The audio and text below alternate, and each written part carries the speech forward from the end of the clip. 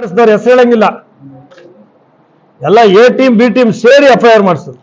ತಾಲೂಕು ವಕೀಲರ ಸಂಘದ ಅಧ್ಯಕ್ಷರು ಇವ್ರ ಮೇಲೆ ಒಂದು ಸುಳ್ಳು ಎಫ್ಐಆರ್. ಜನಗಳ ಗತಿ ಎಷ್ಟು ಎಫ್ಐಆರ್ ಸುಳ್ಳು ಎಫ್ಐಆರ್ ಆಗ್ತವೆ.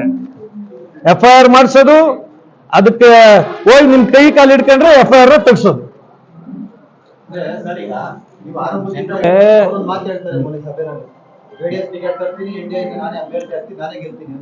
%.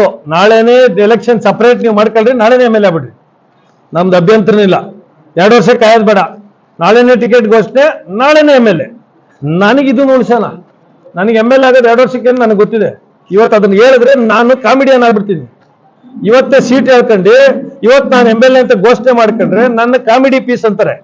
ಅದಕ್ಕೆ ನಾನು ಹೋಗಲ್ಲ. ಅದಕ್ಕೆ ನಂದು ಇಷ್ಟೇ, ರಾಂಪುರ ಆಗ್ಬೋದು, ತೊರ್ನಹಳ್ಳಿ ಆಗ್ಬೋದು, ಅಗಲಕೋಟೆ ಆಗ್ಬೋದು, ಇದಕ್ಕೆಲ್ಲ ಉಳಿಸ್ಬೇಕು.